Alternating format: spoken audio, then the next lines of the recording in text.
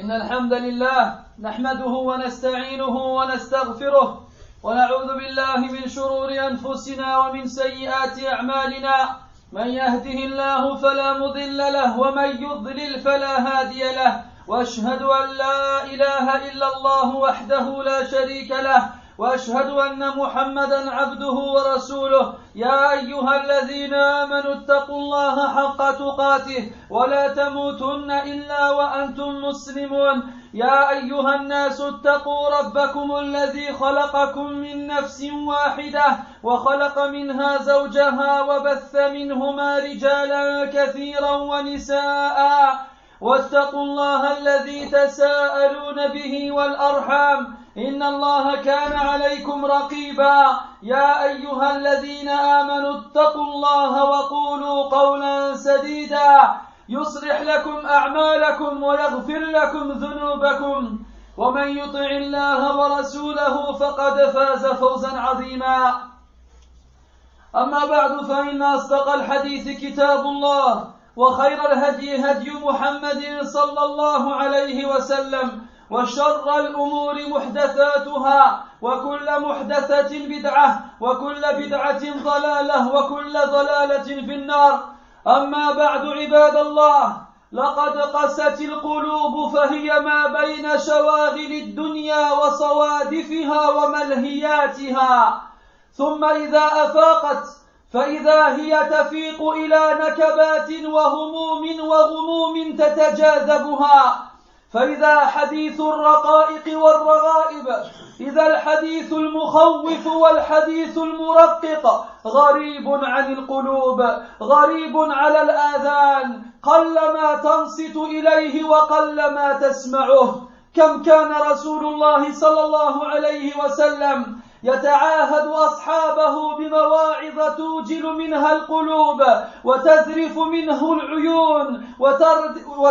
منها العيون وترتعد منها الفرائص يقف رسول الله صلى الله عليه وسلم يخطب أصحابه بكلمات قليلات يسيرات مباركات فيقول لهم والله لو تعلمون ما أعلم لضحكتم قليلا ولبكيتم كثيرا وما تلذذتم بالنساء على الفرش ولخرجتم إلى الصعودات تجأرون إلى الله فما أن يتتام هذا الكلام من رسول الله صلى الله عليه وسلم حتى يخفض الصحابة رؤوسهم ويكبوا بوجوههم ولهم ضجيج وخمين بالبكاء أما إن نفوسنا بحاجة إلى أن نوردها المواعظ والنذر ونذكرها بما خوف الله سبحانه به عباده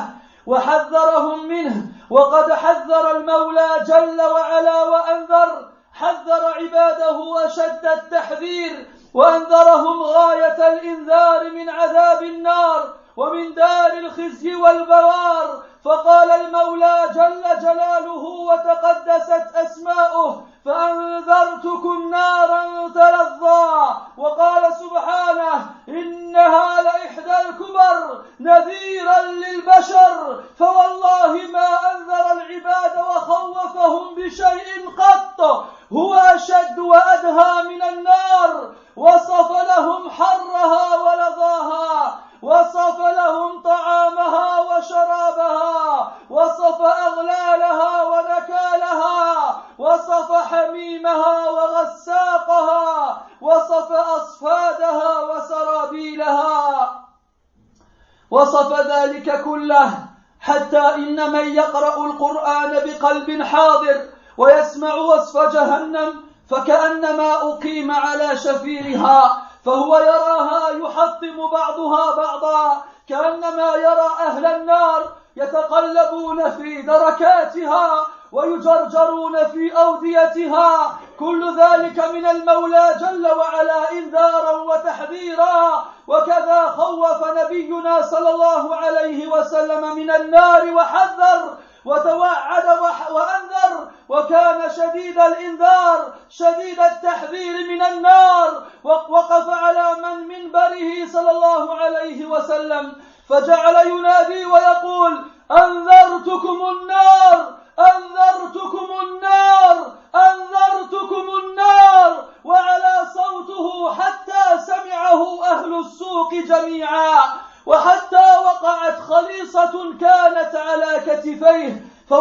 فوقعت عند رجليه من شدة تأثره وانفعاله بما يقول.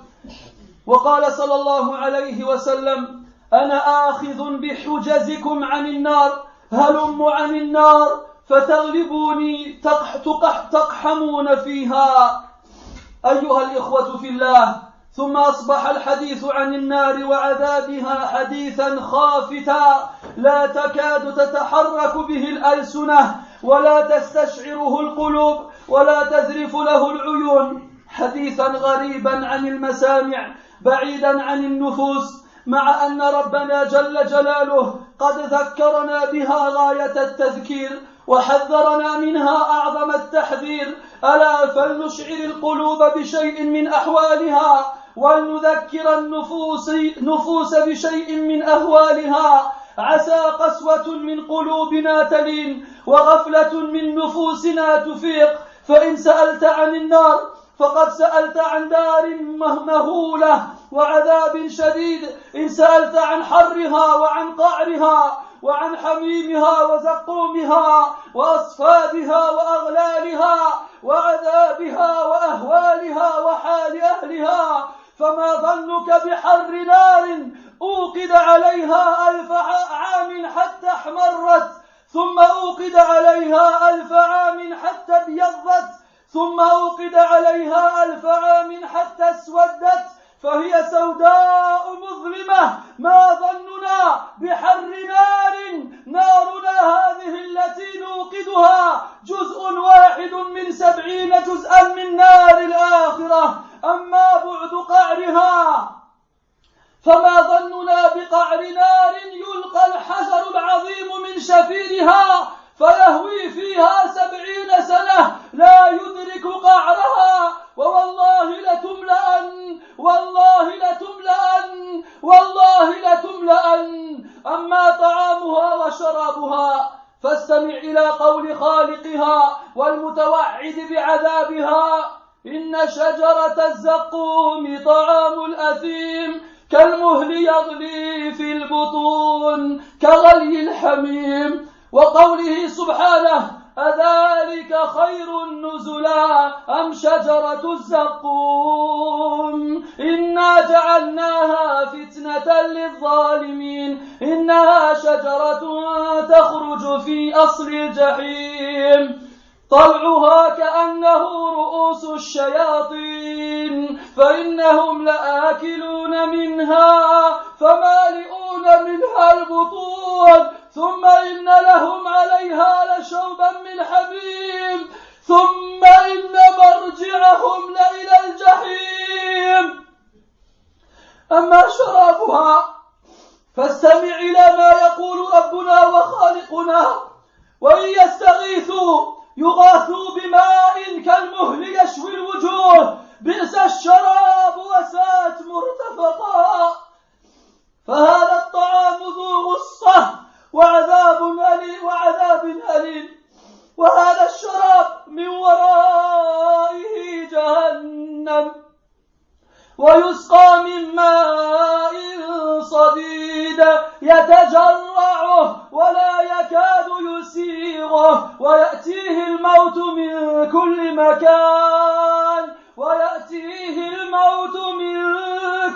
مكان وما هو بميت ومن ورائه عذاب غليظ.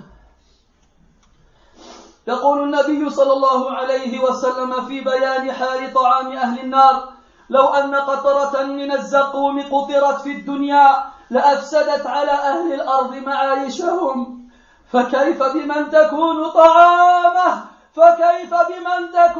طعامه يلقى على أهل النار الجوع، فإذا استغاثوا أغيثوا بشجرة الزقوم، فإذا أكلوه غلى في بطونهم كغلي الحميم، فيستسقون فيسقون بماء حميم إذا أدناه إلى وجهه شوى وجهه، فإذا شربه قطع أمعاءه حتى يخرج من دبره وسقوا ماء حميما فقطع أمعاءهم. أما سلاسلها وأغلالها فاستمع إلى وصفها: ثم في سلسلة ذرعها 70 ذراعا فاسلكوه. فيؤخذ بالنواصي والأقدام، أي أن ناصية رأسه تجمع إلى قدميه من وراء ظهره. ينشئ الله لأهل النار سحابة سوداء مظلمة فيقال لهم: يا أهل النار أي شيء تطلبون؟ فيقولون: الشراب. فيستسقون فتمطرهم تلك السحابة السوداء أغلالا تزيد في أغلالهم، وسلاسل تزيد في سلاسلهم، وجمرا يلتهب عليهم. أما عذاب أهل النار وكل ما مضى من عذابها فما ظنك بعذاب دار أهون أهلها عذابا. من كان له نعلان يغلي منهما دماغه ما يرى أن أحدا أشد منه عذابا، وإنه لأهونهم. أما حال أهلها فشر حال، وهوانهم أعظم هوان، وعذابهم أشد عذاب. ما ظنك بقوم قاموا على أقدامهم 50,000 سنة لم يأكلوا فيها أكلة ولم يشربوا فيها شربة، حتى انقطعت أعناقهم عطشا واحترقت أكبادهم جوعا، ثم انصرف بهم بعد ذلك إلى النار فيسقون من عين آنية قد آذى حرها واشتد نضجها. فلو رأيتهم وقد أسكنوا دارا ضيقة الأرجاء مظلمة المسالك مبهمة المهالك، قد شدت أقدامهم إلى النواصي واسودت وجوههم من ظلمة المعاصي، يسحبون فيها على وجوههم مغلولين، النار من فوقهم، النار من تحتهم، النار عن أيمانهم، النار عن شمائلهم، لهم من جهنم مهاد ومن فوقهم غواش، وكذلك نجزي الظالمين. فغطاؤهم من نار، وطعامهم من نار، وشرابهم من نار، ولباسهم من نار، ومهادهم من نار، فهم بين مقطعات النيران وسرابيل القطران وضرب المقامع وجر السلاسل، يتجلجلون في أوديتها ويتحطمون في دركاتها ويضطربون بين غواشيها، تغلي بهم كغلي القدور، وهم يهتفون بالويل ويدعون بالثبور. يصب من فوق رؤوسهم الحميم، يصهر به ما في بطونهم والجلود، ولهم مقامع من حديد. كلما أرادوا أن يخرجوا منها من غم أعيدوا فيها وذوقوا عذاب الحريق. يتفجر الصديد من أفواههم وتتقطع من العطش أكبادهم وتسيل على الخدود عيونهم وأهدابهم. كلما نضجت جلودهم بدلناهم جلودا غيرها ليذوقوا العذاب. أمانيهم فيها الهلاك وما لهم من أسرها فكاك. فما حال دار أماني أهلها إذا تمنوا فيها الموت؟ ما حال دار أمان أهلها إذا تمنوا فيها أن يموتوا؟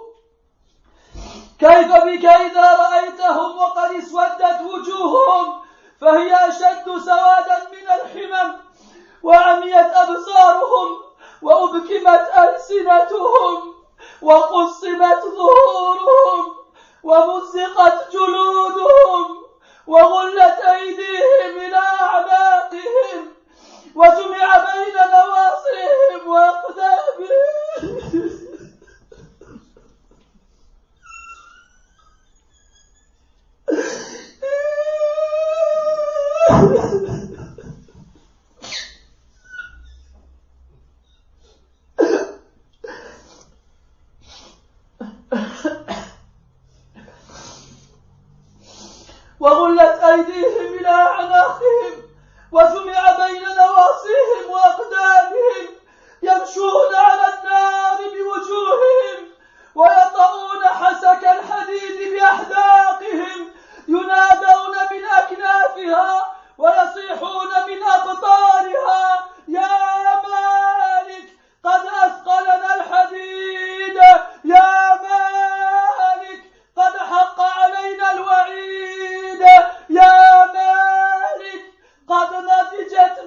الجلود يا مالك قد تفتتت منا الكبود يا مالك العدم خير من هذا الوجود فيجيبهم بعد 1000 عام بأشد وأقسى خطاب وأغلظ جواب إنكم ماكثون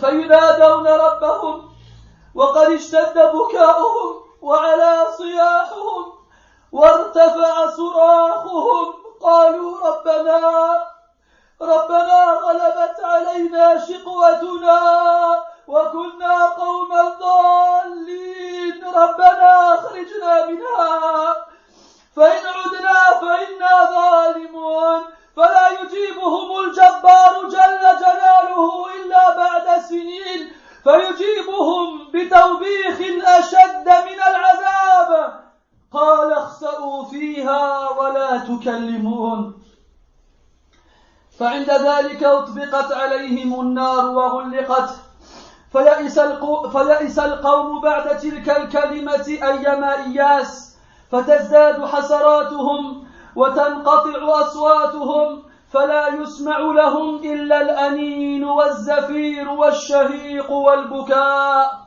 يبكون على تضييع أوقات الشباب ويتأسفون أسفا أعظم من المصاب ولكن هيهات ذهب العمل وجاء العقاب لقد فاتهم دخول الجنان ورؤية وجه الرحمن ورضوان رب الأرض والسماء جل جلاله ويزيد حسرتهم حسرة وألمهم ألما أن هذا العذاب الأليم والهوان المقيم ثمن اشتروه للذة فانية وشهوة ذاهبة لقد باعوا جنة عرضها السماوات والأرض بثمن بخس دراهم معدودة بشهوات تمتعوا بها في الدنيا ثم ذهبت وذهبوا فكأنها وكأنهم ما كانوا وما كانت ثم لقوا عذابا طويلا وهوانا مقيما فعياذا بالله من نار هذه حالها وعياذا بالله من عمل هذه عاقبته اللهم إنه لا طاقة لنا بعقابك ولا صبر لنا على عذابك اللهم فأجرنا وأعتقنا من نارك ربنا اصرف عنا عذاب جهنم إن عذابها كان غراما إنها ساءت مستقرا ومقاما أقول ما تسمعون وأستغفر الله لي ولكم فاستغفروه إنه هو الغفور الرحيم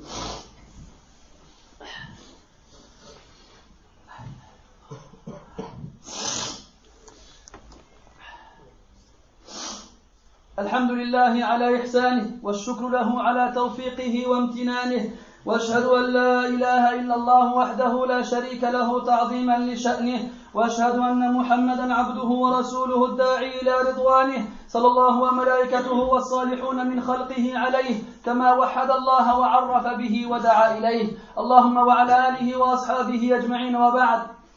Mes très chers frères, nos cœurs se sont endurcis, ils se trouvent entre diverses occupations mondaines et divers divertissements. Et lorsque nos cœurs reviennent à eux, ils se retrouvent parmi des soucis, des inquiétudes et des préoccupations qui s'attirent les unes les autres. Et voici qu'on arrive à une époque où le discours attendrissant, le discours encourageant, le discours effrayant est devenu étranger pour les cœurs. Il est devenu étranger aux oreilles. Ils sont peu ceux qui se taisent afin de l'écouter. Le prophète sallallahu alayhi wa sallam rappelait très souvent à ses compagnons radiyallahu anhum à travers des exhortations éloquentes qui faisaient frémir les cœurs et qui faisaient couler les larmes et qui faisaient trembler les membres du corps. Le prophète alayhi salatu wassalam, avec quelques mots, arrivait par la permission d'Allah Azza wa Jalla à ce résultat. Il a dit une fois aux compagnons radiyallahu anhum, par Allah, si vous saviez ce que je sais, vous ririez très peu et vous pleureriez beaucoup. et vous n'éprouveriez aucun désir vis-à-vis de vos épouses sur vos lits, et vous sortiriez de chez vous, vous courrez vers les collines à implorer Allah subhanahu. Et à peine le prophète sallallahu alayhi wa sallam finissait de prononcer cette parole, que les compagnons radiyallahu anhum baissaient leur tête, leur visage changeait, et on entendait de leur part des gémissements et des sanglots. Quant à nous, qu'est-ce que nous avons besoin d'entendre? Les exhortations et les avertissements. Qu'est-ce que nous avons besoin de nous rappeler? La chose avec laquelle Allah tabaraka wa ta'ala a effrayé ses serviteurs et les a mis en garde. Et certes, Allah tabaraka wa ta'ala dans le Coran a averti ses serviteurs de la plus forte façon. Il les a mis en garde contre le châtiment de l'enfer. Il a dit subhanahu wa ta'ala, je vous avertis, je vous mets en garde contre un feu qui flambe. Et il a dit subhanahu, certes l'enfer est l'une des pires catastrophes, un avertissement pour les êtres humains. Par Allah, Allah n'a pas averti ses serviteurs et ne les a pas effrayés avec une chose plus terrifiante que l'enfer. Il leur a décrit sa chaleur, il leur a décrit sa nourriture et sa boisson, il leur a décrit ses chaînes et ses carcans, il leur a décrit son eau bouillante et son pu, il leur a décrit sa cuirasse et ses vêtements, il leur a décrit tout cela dans le Coran.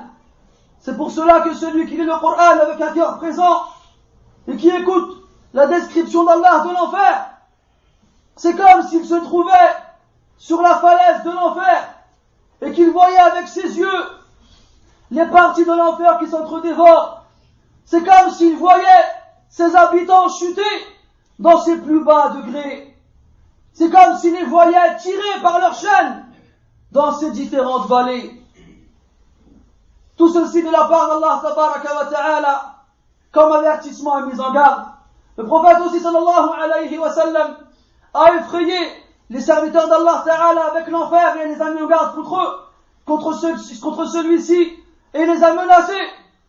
Le prophète est monté une fois sur sa chair et a dit, je vous mets en garde contre l'enfer, je vous mets en garde contre l'enfer, je vous mets en garde contre l'enfer. Et il parlait tellement fort que les gens au marché l'ont entendu.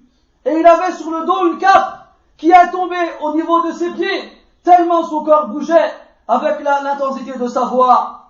Une fois, il a dit aux compagnons radiyallahu anhum, je fais tout pour vous protéger de l'enfer, et je vous éloigne, et je vous mets en garde contre elle, mais vous m'échappez, et vous y plongez les uns les autres. Mes frères, aujourd'hui, malheureusement, lorsque l'on parle de l'enfer et de son châtiment, c'est un discours qui n'a presque pas de goût. Presque les cœurs ne ressentent rien. Les larmes ne coulent pas. C'est devenu un discours étranger à nos oreilles, loin de nos esprits. Alors qu'Allah tabaraka wa ta'ala nous l'a rappelé énormément dans le Coran et nous en met en garde contre l'enfer. Écoutons un peu alors, mes frères, qu'est-ce qu'il nous a dit à ce sujet. Peut-être que nos cœurs se réveilleront, peut-être que nos cœurs durs s'attendriront, et peut-être que nos âmes endormies se réveilleront. Si tu demandes après l'enfer, sache que tu as demandé après une demeure effrayante, qui a en elle-même un châtiment terrible. Si tu demandes après sa chaleur, après son fond, après son eau bouillante, après ses arbres, après ses vêtements, ses chaînes, son châtiment, et l'état des gens qui s'y trouveront, que penses-tu alors de la chaleur d'un feu qui a été attisé pendant 1000 ans jusqu'à ce qu'il devienne rouge? Il fut attisé ensuite encore pendant 1000 ans jusqu'à ce qu'il devienne blanc, et il fut enfin attisé encore pendant 1000 ans jusqu'à ce qu'il devienne noir. Le feu de l'enfer est noir et ténébreux. Que penses-tu de la chaleur d'un feu, en sachant que le feu que nous avons ici-bas n'est qu'une partie de 70 parties du feu de l'enfer? Chaque partie est équivalente à la chaleur de celle qui la précède.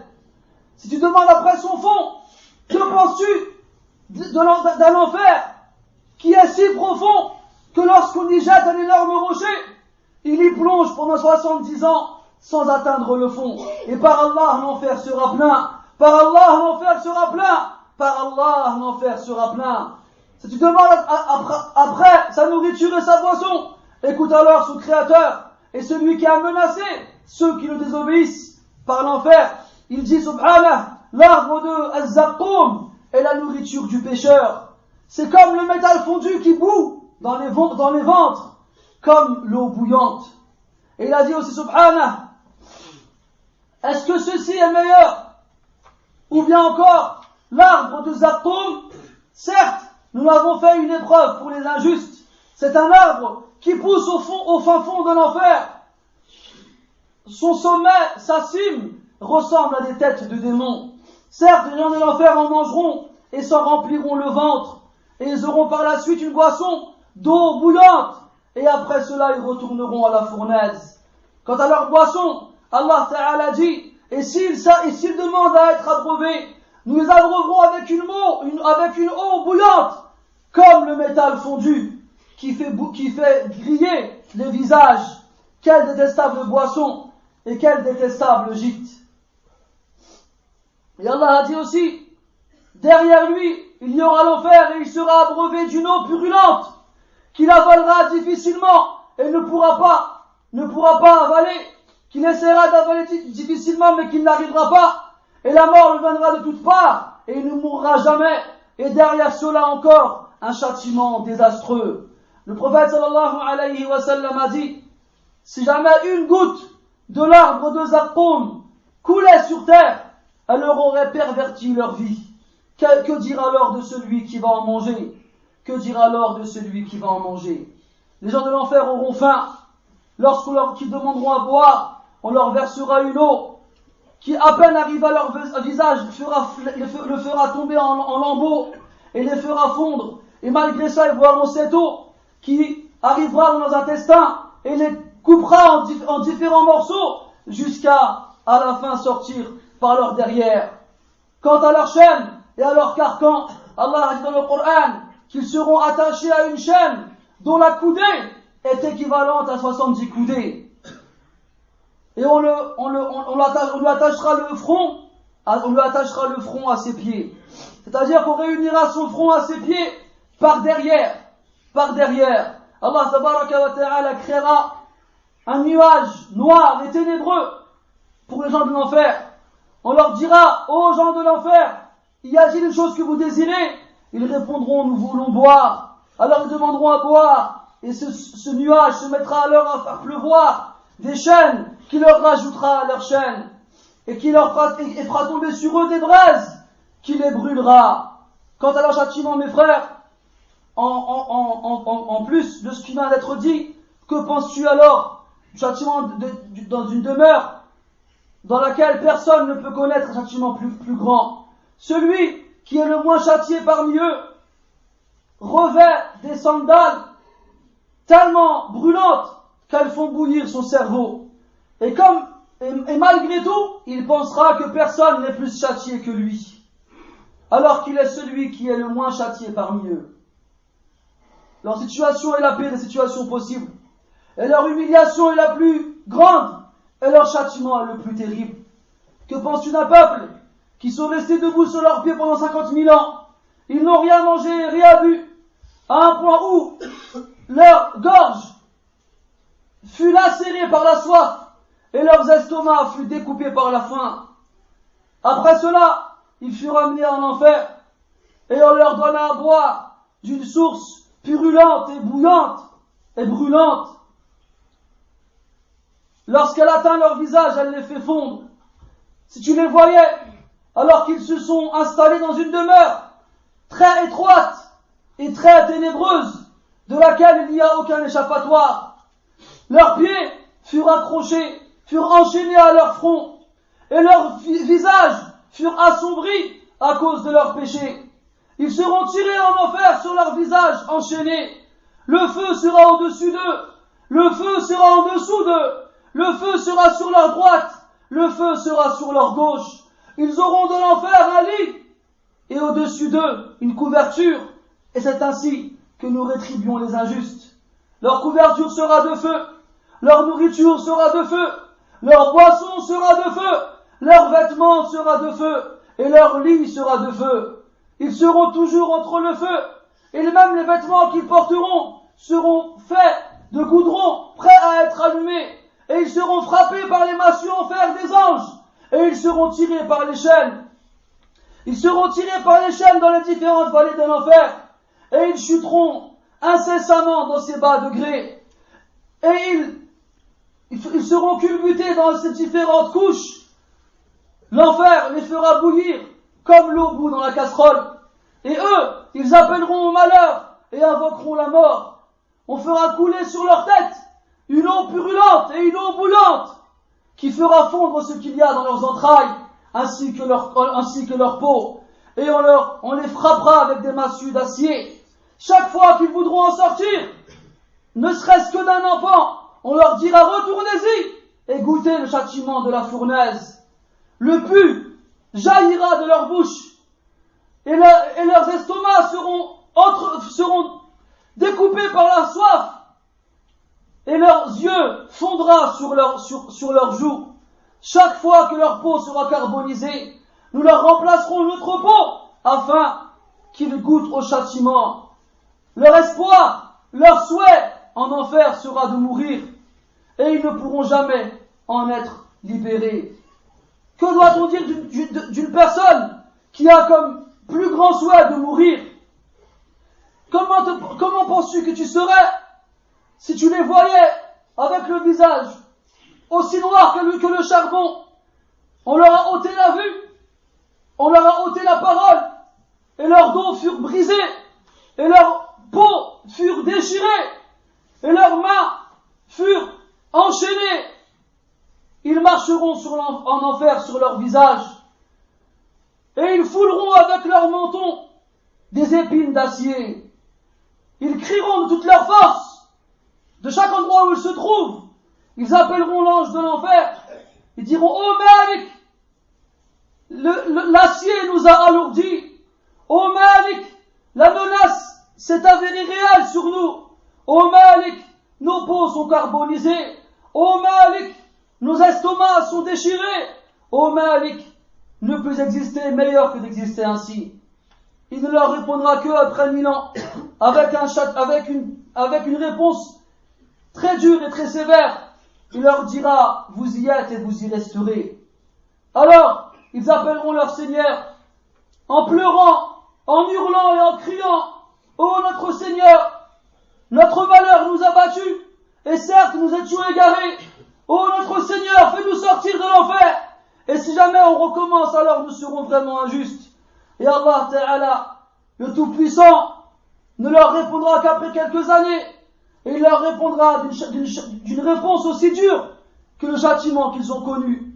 Restez-y et ne m'adressez plus jamais la parole. C'est à ce moment-là alors que l'enfer se renfermera sur eux. Et c'est à ce moment-là alors que les gens qui s'y trouvent désespéreront complètement. Alors leur regret se rajoutera à leur regret, et là leur voix ne sera plus audible. On n'entendra de leur part que les sanglots, les cris et les pleurs. Ils pleureront. Pourquoi? Parce qu'ils ont gâché leur jeunesse. Ils regretteront d'un regret encore plus dur que le châtiment qu'ils subissent. Mais ceci ne sert plus à rien. Ils sont en enfer et les actions ne sont plus utiles. La punition est arrivée. Ils ont raté l'entrée au paradis. Ils ont raté la vue du visage de leur Seigneur et son agrément. Ils ne feront que regretter et ils ne feront que souffrir dans une demeure qui ne connaît aucune fin. Tout ça pourquoi? Pour une passion ou bien pour un désir qui a duré quelques instants seulement.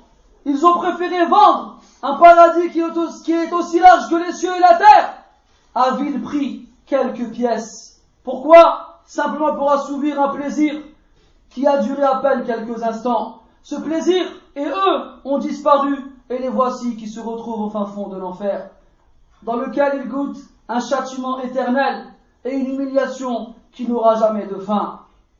Est-ce vraiment la peine, mes frères, de succomber à cette tentation pour finir ainsi? Est-ce vraiment la peine mes frères, d'oublier la promesse d'Allah et sa récompense pour se faire plaisir ici-bas avec quelque chose qui dure quelques instants et qui laisse place après au regret. Non, il vaut mieux patienter ici-bas quelques instants, et la vie d'ici-bas ne dure pas longtemps, même si on vit beaucoup d'années. Lorsqu'on arrive à la fin, c'est comme si on était né hier. Donc pourquoi alors ne pas patienter devant les tentations, devant les plaisirs et les délices qui nous sont interdits bien entendu? Pourquoi ne pas patienter jusqu'au jour du jugement, là où Allah rétribuera notre patience en nous ferant entrer au paradis et en nous montrant comment il punit ceux qui lui ont désobéi. Donc souviens-toi maintenant, mon frère, alors que tu es encore vivant, alors que ton cœur bat toujours dans ta poitrine, et ne laisse pas tes passions l'emporter sur ta foi et ta raison. نسأل الله تبارك وتعالى بأسمائه الحسنى وصفاته العلى أن يحرم أجسادنا على النار. اللهم أحرم بشرتنا على النار. اللهم حرم بشرتنا على النار. اللهم أعتق رقابنا من النار. اللهم أعتق رقابنا من النار. اللهم أعتق رقابنا من النار. نحن وآباؤنا وأمهاتنا وأجدادنا وجداتنا وزوجاتنا وأبناؤنا وبناتنا وكل من له حق علينا ولمشايخنا. اللهم إن هذه الجباه لا تسجد لأحد عداك. اللهم إن هذه الجباه لم تسجد لأحد عداك، فلا تجمع بينها وبين من أشرك بك وكفر بك يا رب العالمين. اللهم يا حي يا قيوم، نشهدك ونشهد حملة عرشك وملائكتك أنك أنت الله الذي لا إله إلا هو، الواحد الأحد الفرد الصمد القوي العزيز. فنسألك يا الله بإيماننا بك وبخوفنا منك وبرجائنا فيك أن تدخلنا الجنة نحن وآباؤنا وأسرنا يا رب العالمين، وأن تجيرنا من النار يا حي يا قيوم. اللهم لا تجمع بيننا وبين أهل النار يا رب العالمين. اللهم أدخلنا الجنة بغير حساب ولا سابقة عذاب يا كريم يا وهاب.